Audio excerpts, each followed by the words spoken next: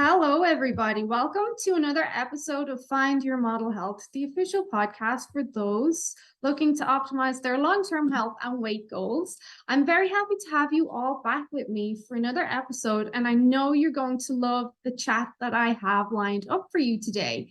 Today, we're talking to Dr. Kozlowski, or Dr. Koz, as he prefers to be called. We're going to look at hormones and detox and whatever else might pop up. So Dr. Koz is a functional medicine practitioner based out of Chicago, Illinois, and he has trained with other well-known leaders in his field that many of you will recognize, like Dr. Mark Hyman and Dr. Deepak Chopra.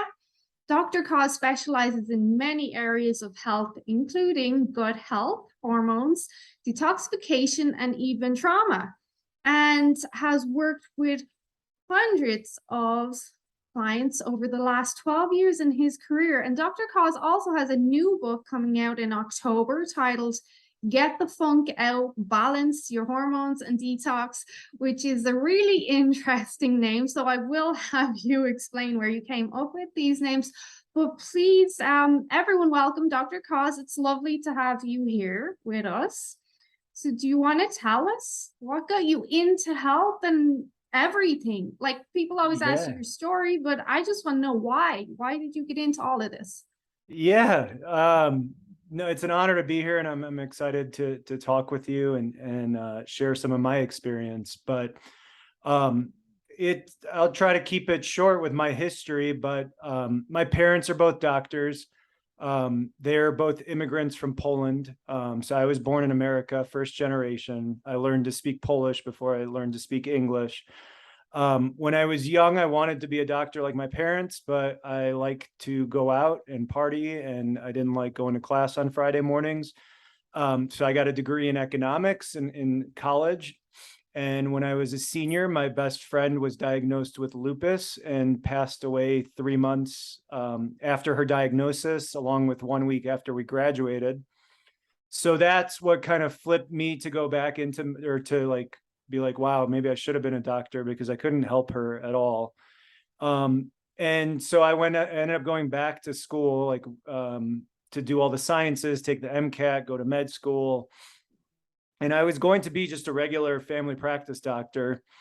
And then I was just randomly introduced to functional medicine. There was a doctor we worked with who would start every patient we admitted to the hospital on a multivitamin and vitamin D. And we thought it was a joke. We always used to make fun of him. Why aren't we prescribing medications? And I talked to him one day and he was like, hey, I'm studying functional medicine. My own story is when I had that conversation with him, I had just taken a 6-week leave to get treatment for alcohol abuse. So I'm a recovering alcoholic, and I went to like a partial inpatient treatment to get help. And that opened my eyes to like alternative modalities. When I was in treatment, we were doing acupuncture and exercise and meditation and all this stuff that I didn't really think did anything, coming from a traditional background. But that opened my eyes, my own health journey. And then I started going to functional medicine conferences, and everything just made sense. Everything was taught from like a physiology, a biological level, anatomy. So I couldn't really argue with any of it. And at the end of the day, I guess my goal getting into medicine was to help people with unexplained diseases like my friend had. And I've been able to help lots of people put something like lupus into remission. So been very lucky and blessed to do that. But that's kind of my brief story of how I got into functional medicine. And the whole point of functional medicine is to figure out the why, right? Instead of focusing on like, oh, I'm tired, here, take this to have more energy. It's why am I tired, and how can I identify that and fix that? So it's very different than I was trained as a regular doctor, but I think it makes a lot more sense. Yeah, so there's more of a focus on the whole it's so cliche with the root cause. What is going on? Like, why Yeah, is this happening? Like, really, why is right. this happening? It's one thing to say you're tired or sore all the time, but why are you tired and sore? So, firstly, condolences about your friend. That is unfortunate that you weren't in a position to help her at that stage.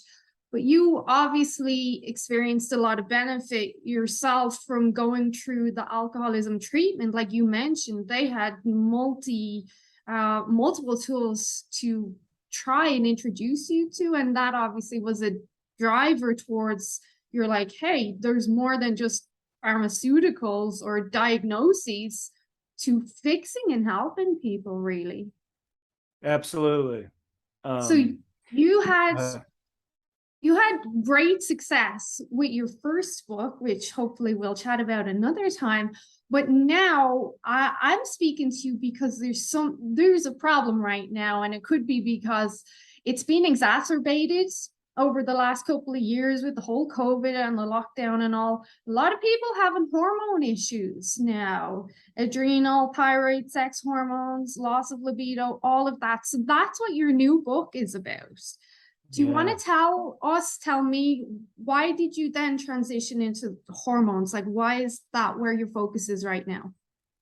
So in functional medicine, I always like to keep things very simple. There are five main areas that I work with people, and they are food, gut health, hormones, environmental toxins, and mental, emotional, and spiritual health. And so those are the basic five areas where I'm doing testing, and usually where we find imbalances that are underlying why someone's sick, right?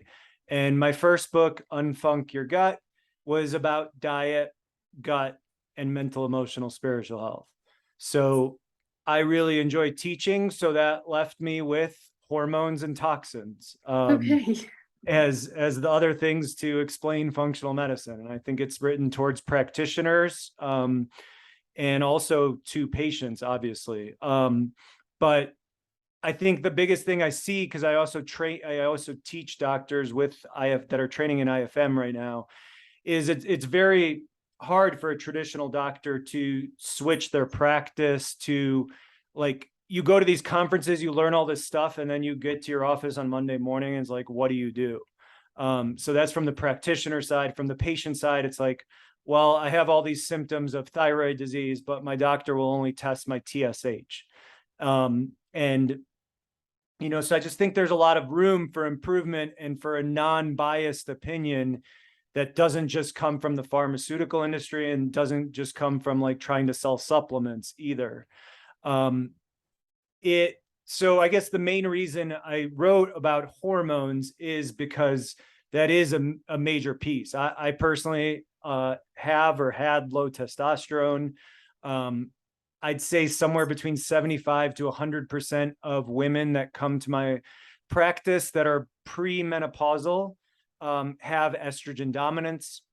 Thyroid disease is the most common autoimmune disease there is. Adrenal glands are stress glands, and I'm a believer that that's the most important part of health. There's also the pancreas and blood sugar. And really, at the end of the day, the more research that comes out about the people that had problems with COVID, for the most part, it's blood sugar issues. And that's just people that were diagnosed with diabetes or high blood sugar. But there's also pre-diabetes, which I explain in the book, that a lot of people that also probably suffered from COVID had pre-diabetes and didn't even know it. And then in writing about hormones, people always want to know why. Well, why are our hormones so screwed up? Why do men have low T? Why do women have estrogen dominance? Why does everybody have thyroid disease? I believe it's because of our environment. I believe it's because of the toxins that we're being exposed to. And we can get all into detox. And I do in my book, I have a whole chapter on what detox is. And then the main toxins that I work with, which are heavy metals, lead and mercury, probably being the two most common and famous, mold. And then there's all the other non-metal toxins like glyphosate, the main component of Roundup. There's what's in your hair products, your skin products, your sunscreen. what your kid's baby bottle is made out of, the toys that you play with. There's all these chemicals, and there's more and more chemicals being introduced into our environment. And when these chemicals get into our body, they destroy our cells, and their favorite place to destroy is our hormone glands. They love to sit in your thyroid. They love to sit in your adrenal glands, your testes, your ovaries. So there's, in my opinion, a connection between the two. Why are people so hormonally imbalanced now? I believe it's mostly because of the toxic environment that we live in. You said something just there that gave me an aha moment. And like, we know this stuff, but we don't know it until someone says it. And usually what I like to do with my clients is to translate stuff in an easily digestible way that they can go, oh, okay, like something really simple.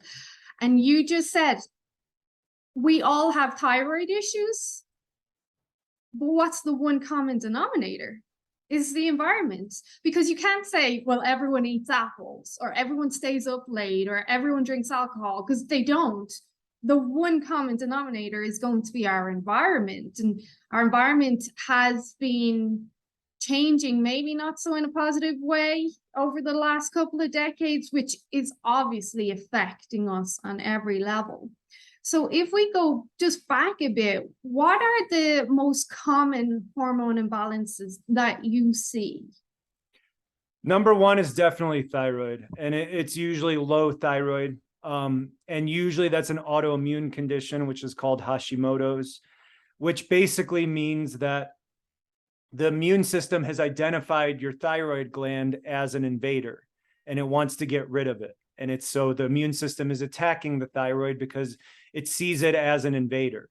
Why would your thyroid all of a sudden one day look like an invader? Well, what if it was full of toxins, right? What if it's full of glyphosate and lead and mercury, and all this stuff? Well, then wouldn't your immune system be doing the right thing by trying to get rid of it? In my opinion, yes. So thyroid disease, and there's people with low thyroid that don't have Hashimoto's, and it's still not functioning properly. So I would say thyroid disease. I don't see it very often, but I'd say the biggest problem in North America is blood sugar issues, right? With our poor diets, most people are having too much insulin, too much sugar, which leads to too much insulin, and then the insulin stops working. So then you make more, and then all this sugar gets stored in all your cells. So really, probably the biggest hormonal issue we have is blood sugar issues. But most patients that come to me have usually cleaned up their diet, or they're not. That's not who I work with mostly. And then in female, when it comes adrenal glands, I personally think we all, that's another one where we all have some degree of adrenal fatigue. Adrenal fatigue is broken up into stages 1, 2, and 3. Some people call it 4 stages.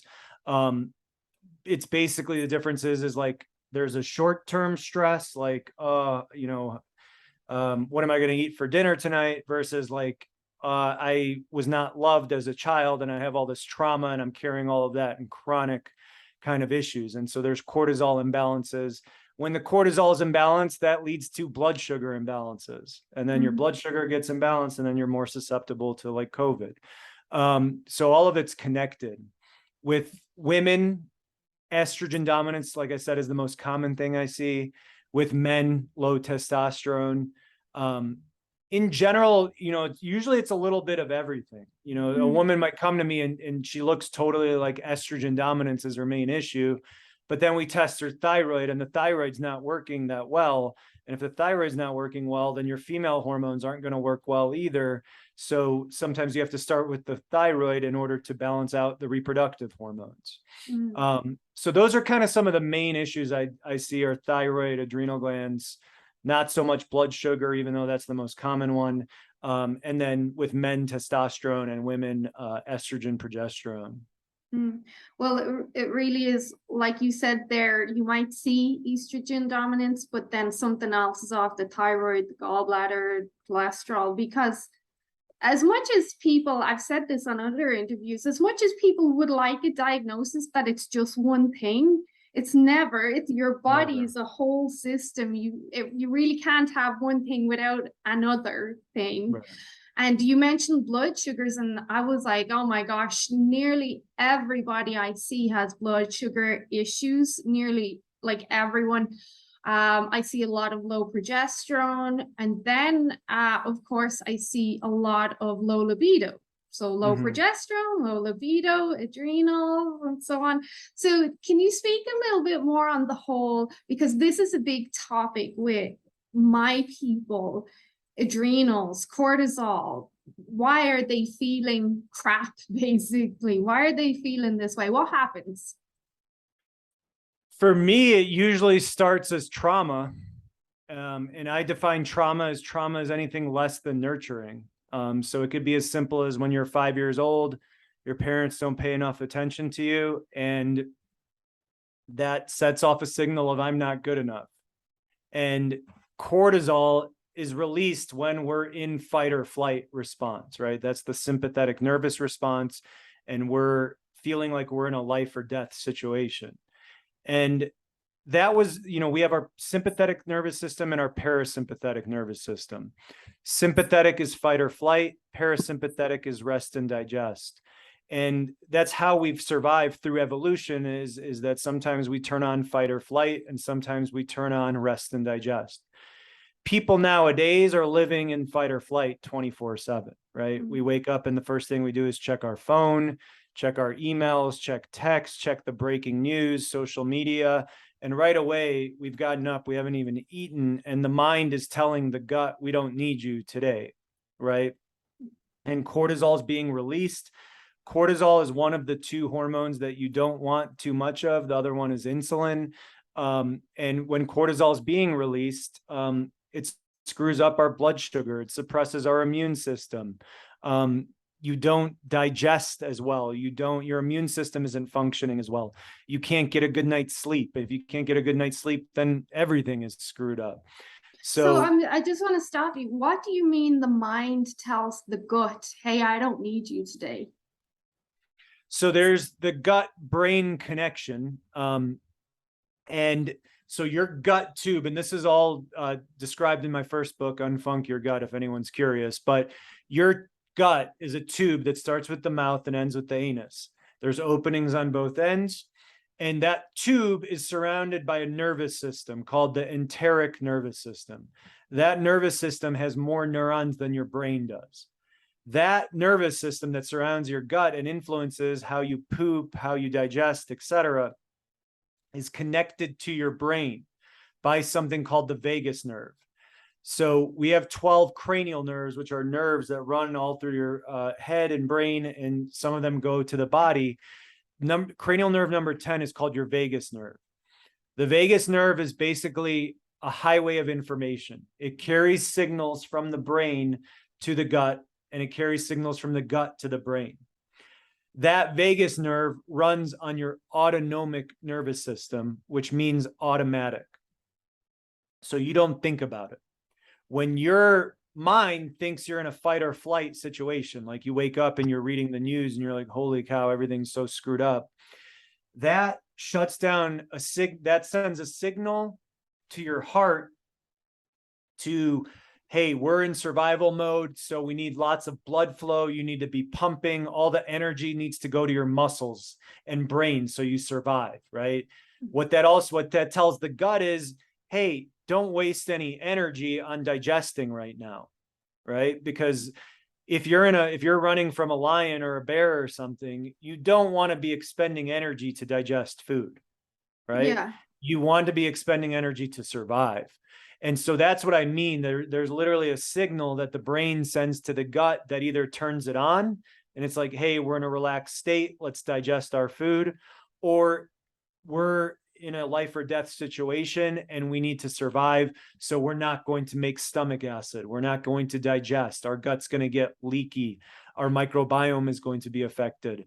So the mind can do all of that to the gut.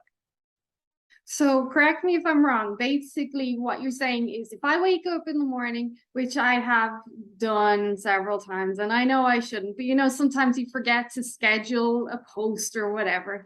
So I go on my phone immediately my brain goes, alarms, alarms, like it's going to be a stressful day. So that sends off a big alarm throughout my body that says, let's go, let's survive. But hey, digestion is not part of survival, and neither is reproduction if we're going to go there. But that's And going to, neither is detox. yeah, and that's going to affect as well people who are listening, because I know I try to connect the dots for my people. That's going to affect your bile production, stomach acid, enzymes.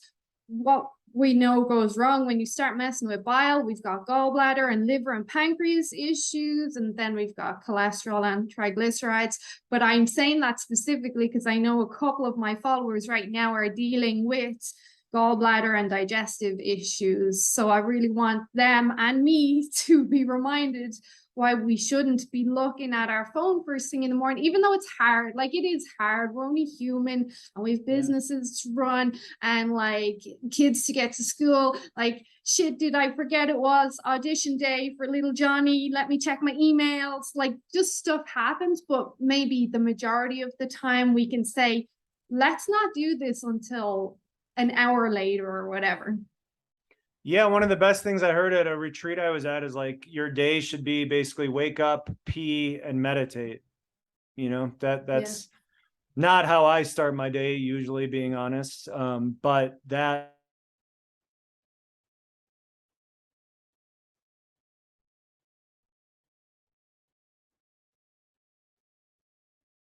So we seem to have frozen a bit here. Hopefully we can get Dr. Koz back. Let's just give him a minute. when I'm running really, there you go. Yes, you froze as well, but that's okay. It seems to have. Am I freezing for you as well, or just you? It was, but I think I'm okay now. Okay. Okay. Yeah. So yeah, that's not how most people start their days. I mean, it would be nice, but most people are saying, oh yeah, that'd be lovely, but I don't have time for that. Like, you don't have time. No matter how early you get up, you just never have enough time. So that's why I will try to say to my clients, you know what, if you don't think you've time for meditation, why don't you do walking meditation instead? Go out for a walk and get some fresh air instead. So back to what we were saying about this whole adrenal issue. If you're just looking at your phone first thing in the morning and you're starting off this kind of spiral of anxiety and cortisol, eventually, if that continues on, that's going to crush your adrenals. Am I correct? Like, there's only so much they can take. Yeah, it's kind of amazing how resilient they are. I mean, you'll meet people that, you know, have been through so much, and you test their cortisol and it's still okay. But that's kind of when you hit stage 3, or some people call it stage 4 of adrenal fatigue, is when your adrenals kind of just are done. You know, they've been working so hard, making all this cortisol, that they're kind of just like, we can't handle anymore. It's kind of like for someone that their pancreas stops working, they stop making insulin, or the thyroid stops working. Same thing as people, eventually your adrenal glands have had enough. What are the and it signs presents of in that? different ways. Yeah. I mean, it could be extreme fatigue. That's probably the most common sign. But it could be presenting as anything. I mean, it could shut down your thyroid production. It could present as low thyroid. It could present as migraines or headaches, or just a lot of anxiety or irritability, or fighting with spouse or work, not getting a restful night's sleep, always feeling tired even if you're sleeping. So a lot of the interesting thing to me with hormones, whether you're talking about a low thyroid, or you're talking adrenal glands, or you're talking low progesterone, estrogen dominance, the symptoms can be the same. So that's what I always warn my patients is, like, you know, you really sound like somebody with low thyroid because you have fatigue, you have thinning hair, you have dry skin. But there's a chance, once we get done testing all your hormones, that maybe it's just your adrenal glands, or maybe it's just your estrogen, progesterone, or maybe it's a little bit of all of it. So it's hard. I mean, without testing, to really diagnose it, because the symptoms can really kind of overlap. Like, a low thyroid could present as just irregular periods, or, so it's, the symptoms can really do overlap with the different hormonal imbalances. And so when I really suspect someone has hormonal imbalances, I like to do a lot of testing. And that's one of the things I did in my book is I provided a lot of charts that have what labs I would order, and then also how to interpret the labs, because I can't tell you how many people I've worked with that have every symptom of a low thyroid, and they've been going to their doctor year after year, and the only test that the doctor will do is their TSH levels. And we can talk about the problem with that. I go into it very thoroughly, but to me, a problem, a TSH is not enough. We need to look at free T4 levels. We need to look at free T3 levels, thyroid antibodies. Some people look at reverse T3, but when I do a full panel right away, I see that they're low thyroid, and they are kind of devastated because they're like, well, I've been going to my doctor for 7 years and they keep saying that my TSH is fine. Well, all TSH is a signal from the brain to the thyroid to make thyroid hormone. So the analogy I really like is it's like the heat in your house. And so your thermostat is your pituitary gland, and your thyroid is the heater. And so your thermostat sets a temperature, right? Let's say it's 70 degrees. And if the temperature drops below that, the thermostat sends a signal to the heater to turn it on.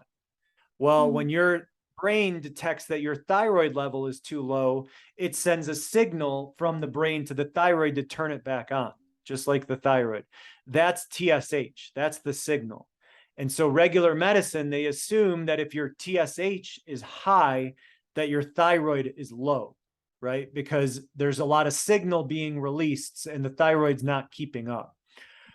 I've worked with so many people that have a normal TSH, but then their T4 or their T3 is low, or just the ranges. The ranges, when you start really looking at labs, and I try to get into that in the book, is looking at, teaching people and physicians how to interpret ranges. Is someone, let's just use a generic, like your normal T4 level is 1 to 3, right? And so anywhere between there is normal.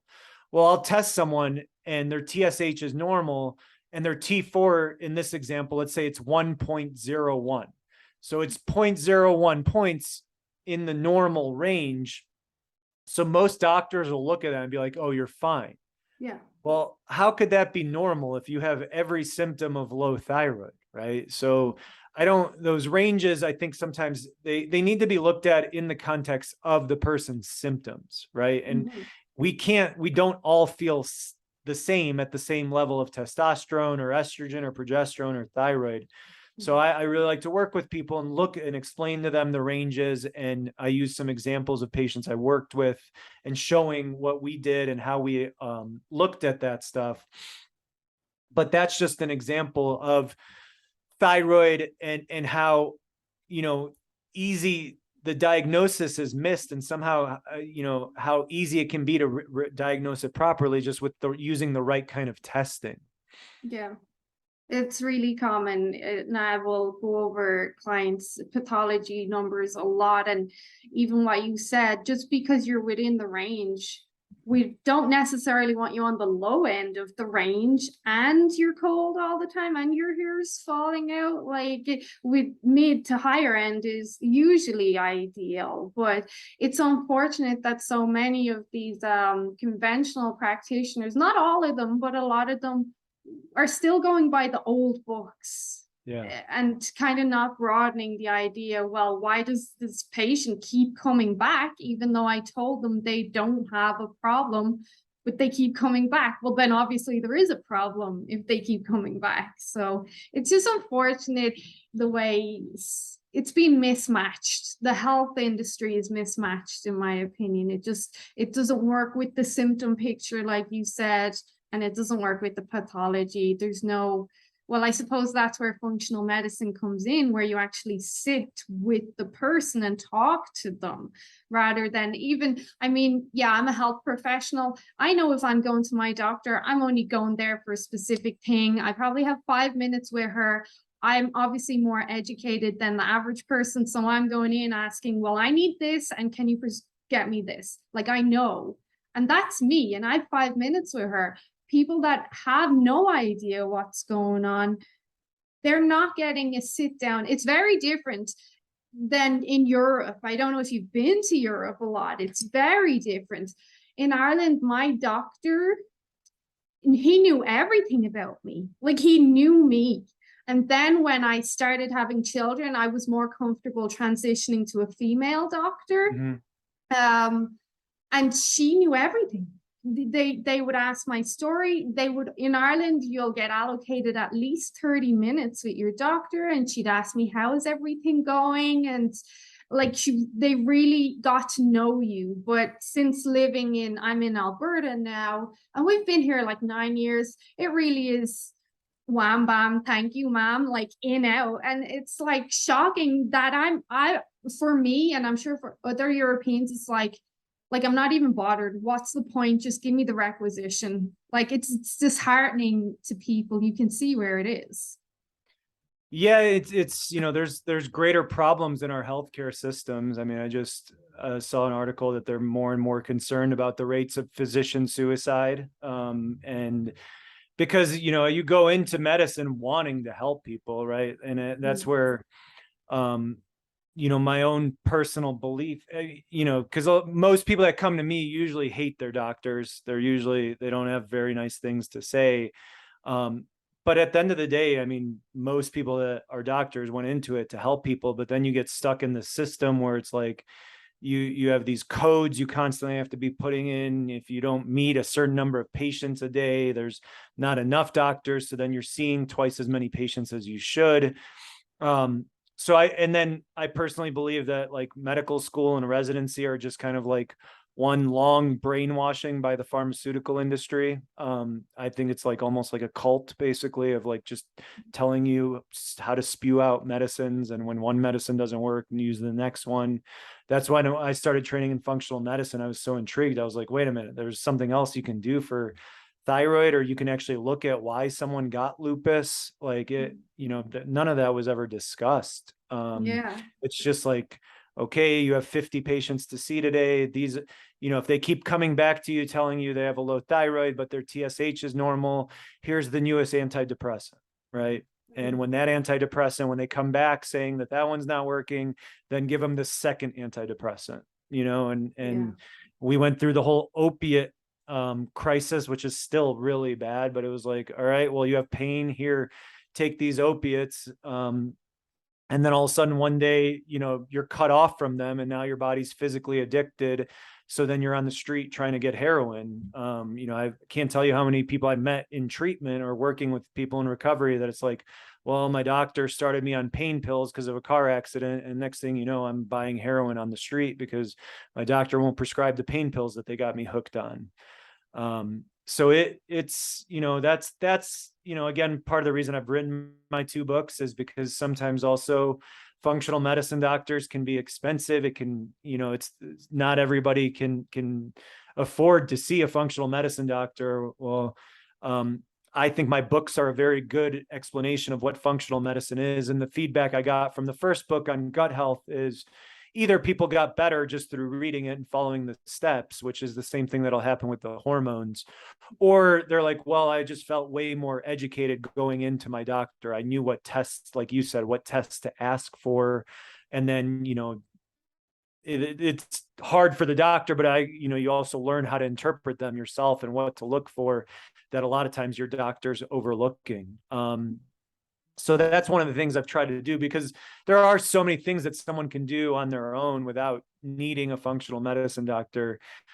Sometimes I'm very a believer in testing. So I like to do stool tests. I like to do SIBO tests and organic acids tests and candida and heavy metals and mold and glyphosate. And I really like to use testing, and that's a limit for, you do need a doctor usually for that. But there's just, I feel for the doctors and I feel for the patients, having been on both sides of it and seeing it. And, it's not, the current system, unfortunately, is really, really broken.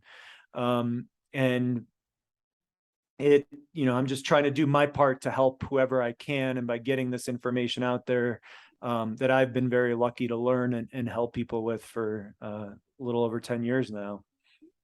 You're right. It is broken in a heartbreaking way because it's affecting families. Like you mentioned, they'll keep prescribing. Oh, if this is not working, let's give you antidepressants. And unfortunately, someone in my family was prescribed benzodiazepines at a very young age, like 18. And then he became addicted. Yep. And then that wasn't strong enough. So then it was cocaine, and then it was alcohol. And unfortunately, that person now is only like 25 and an alcoholic. I mean, what a way to ruin someone's life. And I know it's not intentional, but it really, more people need to know, like you said, whoa, hold on, there is another way. There's a more natural way. And your book, the Good Health one, is great for that. I hope all of my followers get it because, like I said to you, I've been in the health industry for almost 15 years. And there was a couple of things in that, and I was like, oh, no way. I thought I knew it like a lot. And it was really like, and it was the most simple things, which again, I don't want to go down that rabbit hole, but like the bicarbonate of soda one was like, I knew to use bicarbonate of soda with some people, but when you said the belching thing, I was like, that's genius. That's so simple. It's non-invasive. People can do that at home.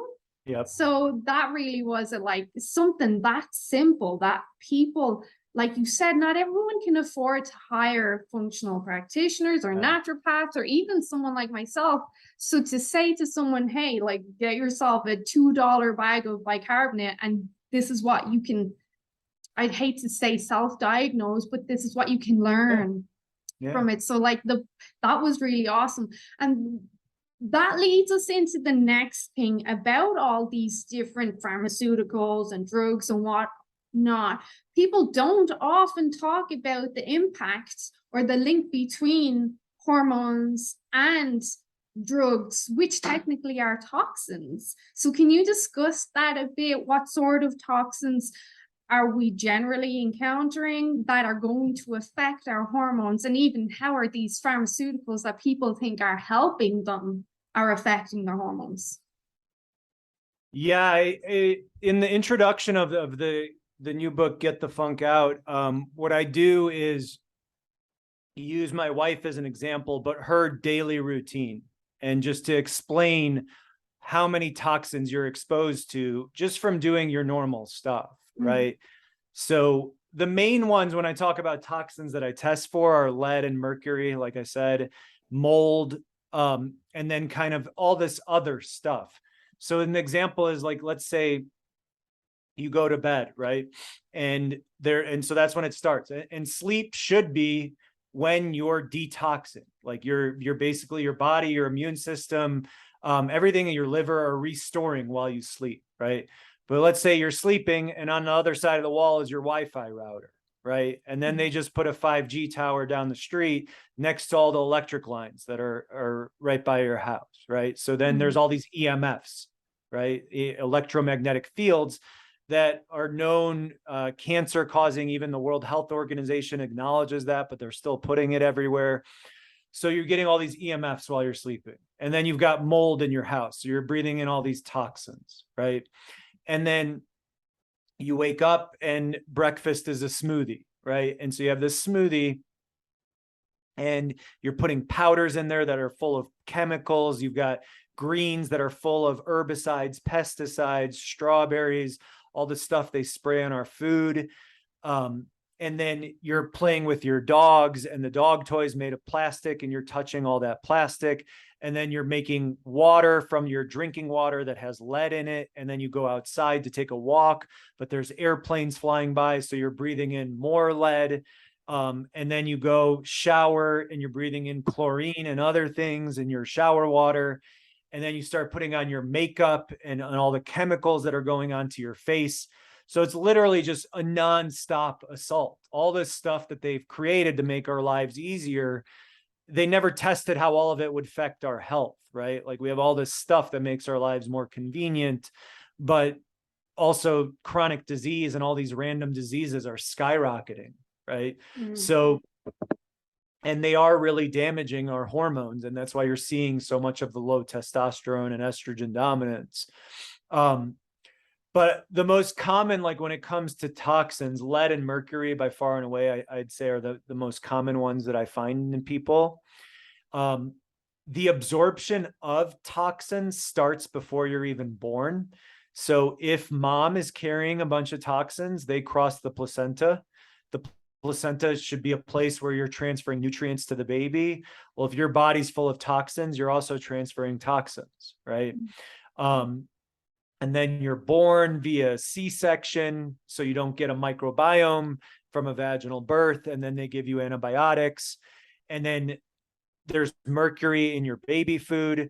You start eating fish, more mercury, then you get vaccinated, there's more mercury there. Lead, it was in the paint of walls, it's in pipes used to be made out of it. It's in just the air we breathe from airplane exhaust. So all this stuff is constantly coming in, right? And our bodies try to keep those toxins out. They try to keep it out through our skin is a barrier. Your gut should be a barrier. Your lungs should be a barrier. Then let's say you're smoking, you damage all of the alveoli in your lungs. So now you've lost the barrier of your lungs.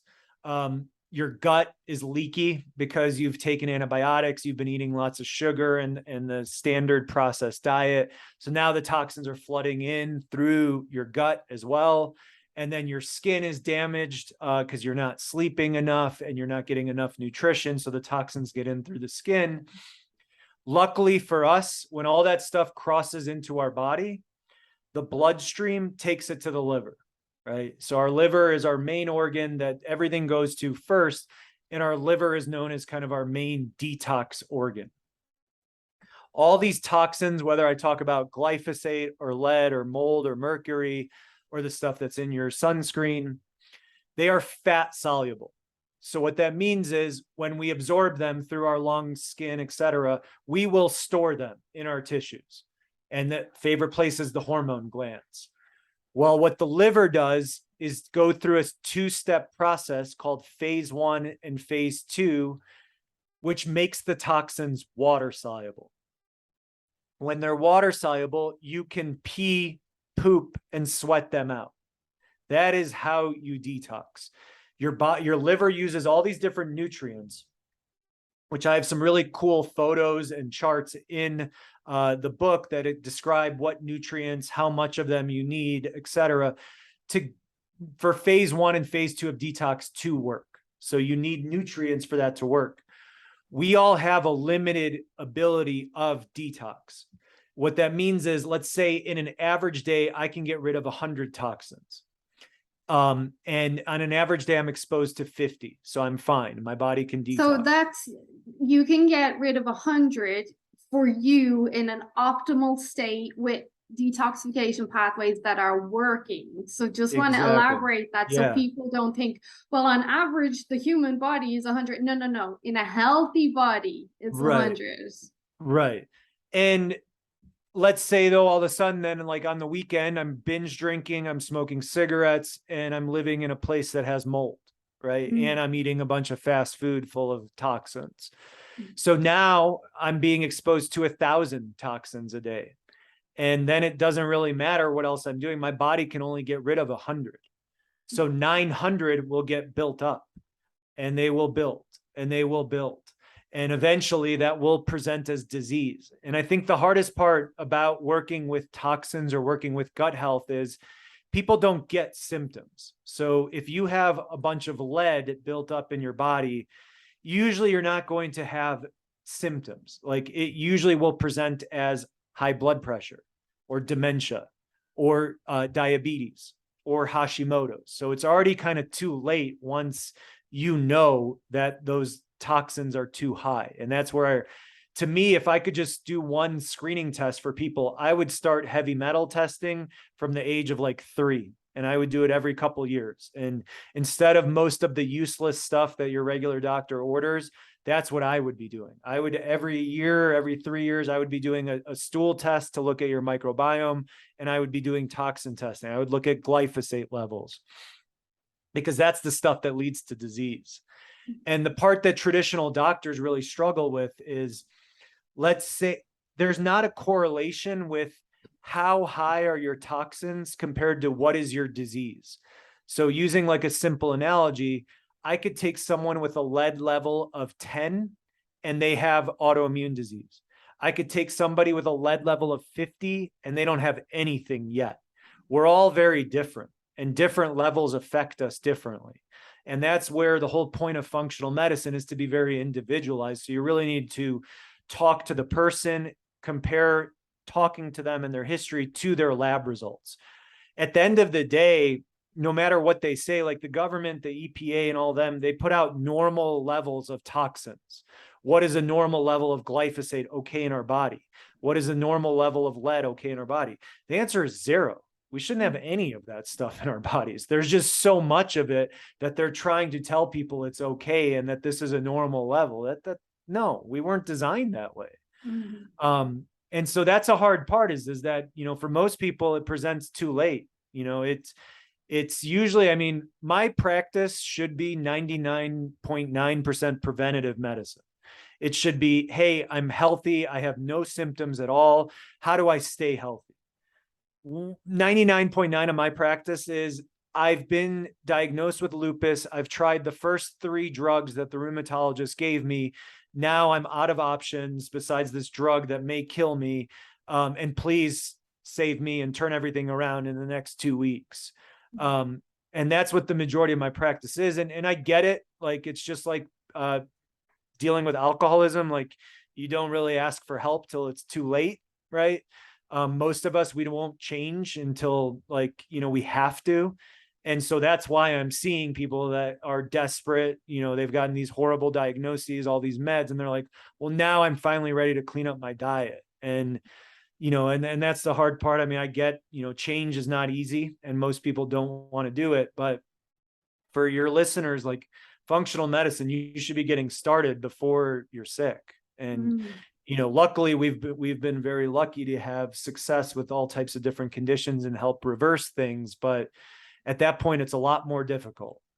Yeah, the hole is deeper at that stage. I'm lucky. I do get a lot of people that will hire me because they're already healthy.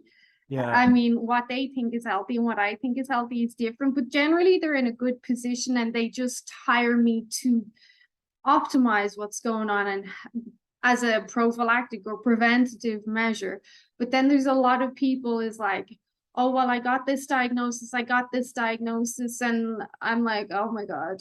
So of course I'm going to help them, but it really is like, I wish you had came to me sooner, because now the hole is bigger and it's going to be harder to get out of. And this is my podcast, so I can say this, but sometimes I think not enough people really, really care about their health. They're not taking responsibility. And I'm known for being harsh with people. So, because I think being fluffy with people, you might agree or you might not agree, but being fluffy has not got us anywhere. We're sicker than ever, and people really need a wake up call. Like, it's your health. Yes, I'm here to help you, but I can't live with you. I can't be there every minute. You have to take responsibility, but you have to take this seriously, because as health practitioners, we can speak to someone and we can see, oh shit, I know where this is going if they don't get a hold on this. But the person might not. They might be in the frame, oh, I just got diagnosed with diabetes, but they don't see the long term, that blindness, the gout, the kidney transplants. They don't see that, whereas we would. So we're like, oh no. But of course we're going to help everyone. But I really have said this loads. I don't think enough people take it serious enough. Yeah, and because it's work, it's a lot of work, right? And it's hard. It is hard, and I will always say that it's hard. But I wanted to ask you, as you were speaking, what's your opinion on aluminium, or you call it aluminum? Aluminium. Remember I was saying that? Yeah.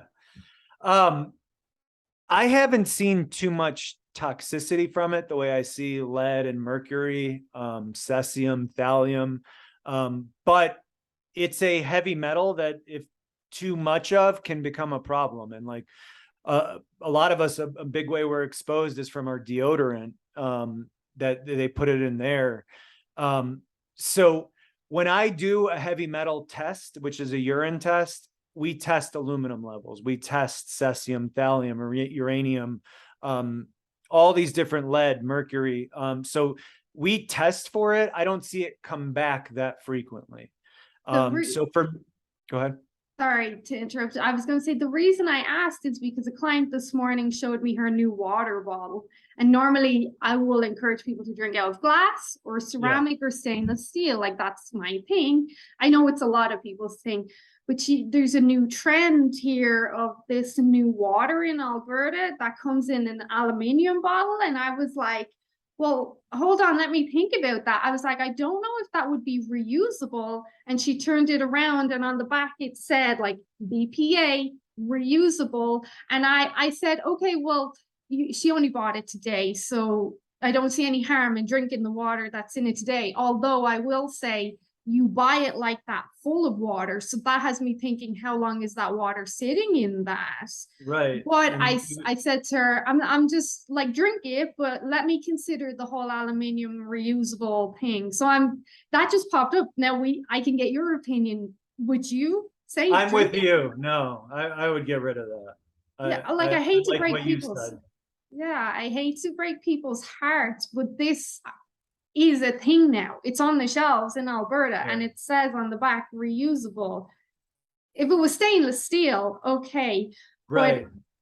there is here we have a kombucha in Alberta, and the cap is aluminium, and after a while the cap will start to go black, and it'll leave a black mark around your mouth if you reuse that bottle, because that toxin is coming off onto the top of it. Then you put your mouth on it, and then your lips have black. And but yeah, people don't notice there's a lot of marketing for health stuff that's not healthy. Like, Right. Yeah, that I think that's the part that kind of gets me the most upset, is a lot of people are doing their best, right? You're buying something that you think is good for you, and it's just, more money, more power for the people that kind of control the politicians. And it's really kind of, to me, infuriating that's why I've written again my books, is because there is so much of this stuff that's thrown at us as like healthy, and it's not. And I feel bad for people, because that's what most people are getting their information from, is the news or companies that are making tons of money off of this. So there's not like, you have to really do the work, or work with someone like you that does the digging, that can help you filter out, like, hey, is this just another marketing scam, somebody else getting rich off of me? It's really, it really kind of makes me mad that we're being exposed to all of that. it And is, most of the time they're being dishonest. and it is marketing, because I've always said specific colors make people think something is clean or healthy. You've got blues, whites, greens, yellows. Oh, look, these are healthy colors, if that's a thing. But it is. So this bottle is like blue, which transitions into white. It's very appealing. This Right. looks like a clean bottle. This couldn't be bad for me. All the, like, that's where the trickery is. It annoys me too, because I feel bad that she spent the money, but I can't let it slide. I have to tell Yeah, her. you have to. I mean, So I'm like you, where I've always been very blunt. I always kind of thought it came from my Eastern European parents. maybe. But I've always kind of told it how it is. And some, I usually, I don't really care if I'm offending the person I'm working with, if they're taking it personally. Like, at the end of the day, like, they're working with me to try to get better. So I always try to be as honest as I can be, whether I think it's going to hurt someone's feelings or not. Um, so I agree with you. If you see something like that, then that's your job, right? To help people filter that stuff out, because I look back at growing up in being a first generation American and so badly wanting to fit in, and I just got sucked into all the marketing. Yeah. It's And sick. that's all it is. Yeah. One of I think a crazy one is Lunchables. I don't know if you Yeah, remember that. we I think have they're them. still, yeah, I think they're still out. And it's like, I read this, I forget, it was some kind of health book, but talked about how genius the marketing was behind Lunchables, because it was like convincing 3-year-olds and 4-year-olds that like, you're going to be a big boy or a big girl and you can make your own lunch. And it's like, it's sick. Like they're getting at little children to market like to, and I was convinced. I like wanted, my parents were trying to give me healthy real food, and I'm like, please give me Lunchables so I'm like cool like the rest of the Yeah. kids. But then you And look at it and parents are like, oh, well, that's cheese. That's healthy. That's barely cheese. that's not And this cheese. is ham. They're getting their protein. It's like it's like as well the whole Lucky Charms thing. Just because you eat Lucky Charms doesn't mean you're going to find a pot of gold or become Irish. Like you're not. It's everywhere. It is laughable though. It's Yeah, yeah. like, come on. But I mean, I suppose if it wasn't like that, I mean, you wouldn't have a job. Right, So, right. but so what we've established so far is that our hormones are impacted by everything, Mhm. sleep, stress, everything. But the one overlooked thing that is relevant in your book is toxins Yeah. will directly impact our hormones on pretty much every level. Absolutely. Hormone imbalances, I'm finding them in just about everybody. And like I said, I had low testosterone. When I started digging, I found really high levels of lead. And there was no reason for me to have high levels of lead besides being alive in 2022. Like it, Yeah. that's just everywhere. So I think it's an area that is not like I like that you like to keep things simple. That's what I like to do. So my books are very, very like simple, easy to read. I think we sometimes make it too complicated. But I really try to get the information out there of, what tests to ask your doctor for. Like, if it's not low thyroid, is it just estrogen dominance or is it cortisol? So all that stuff is explained. And kind of the last part, what we're talking about, the last chapter is all the stuff you can do around your house. So what kind of cookware to use, what kind of sunscreen to use, how to figure out what is your cleaning products, what to use in your garden.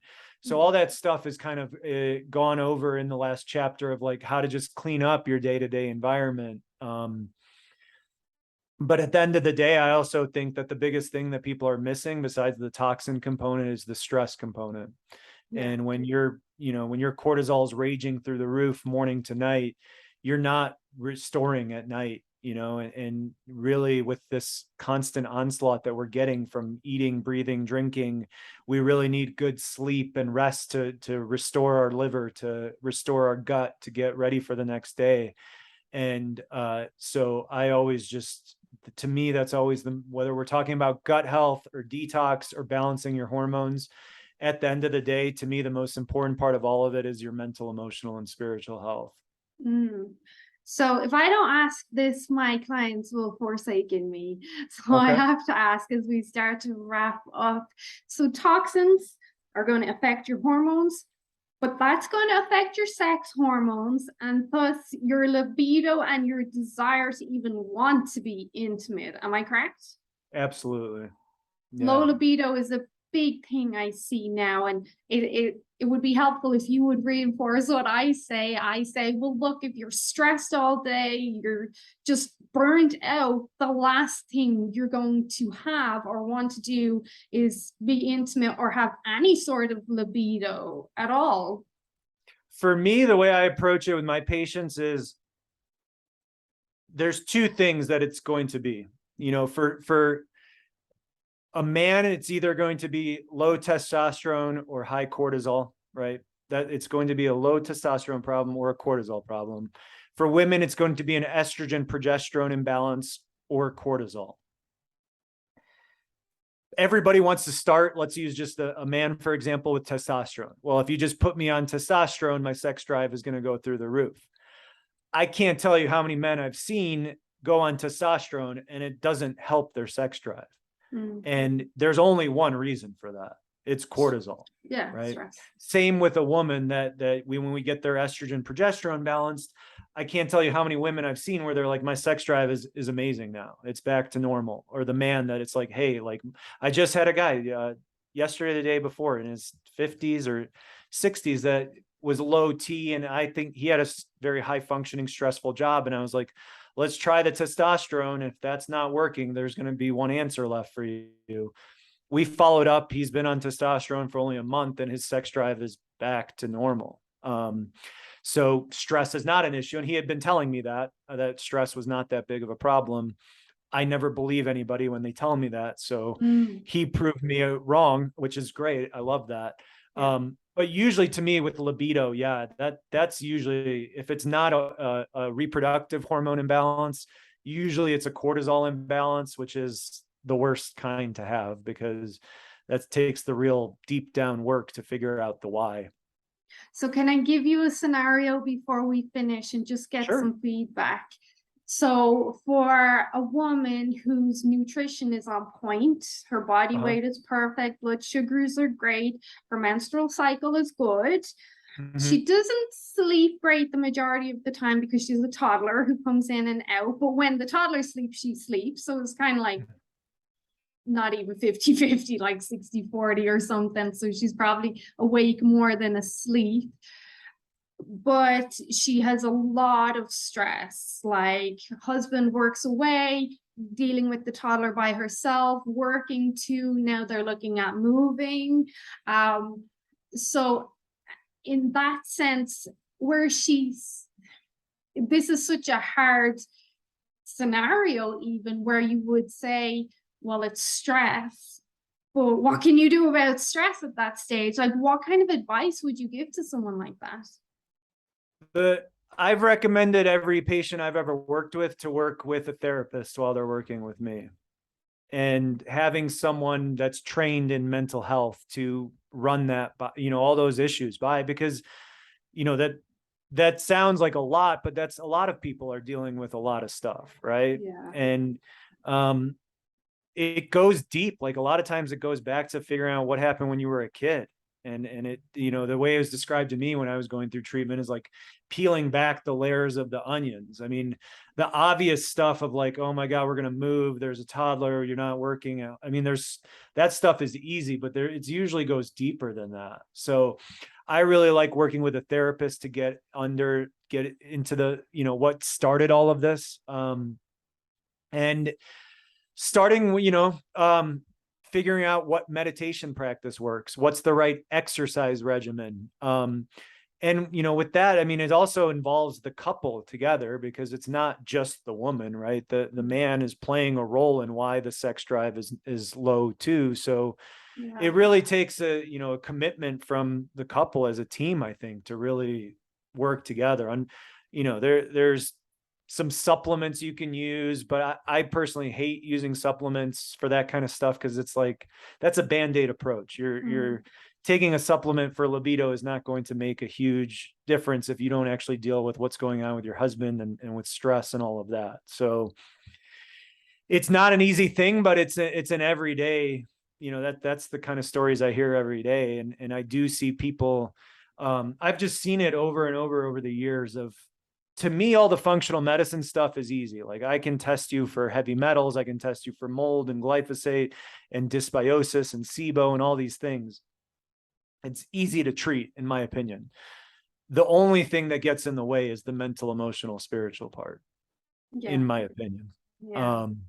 And that's the part that, a lot of people just don't want to deal with. And that's where I'm pretty blunt. I'm like, you could keep following the perfect diet and taking 10 supplements a day, but I really don't think you're going to get anywhere with your health. Yeah. That is some great advice. That is the whole mindset. Are you emotionally ready? Like the whole sort of stuff. So the last thing I only noticed when you turned your head, there's a bear behind you, which is holding your books, which my people will love because Alberta's full of bears, of course. I was like, what is that balancing on? So it's a bear. So yeah. I need to That's ask. Wilson the bear.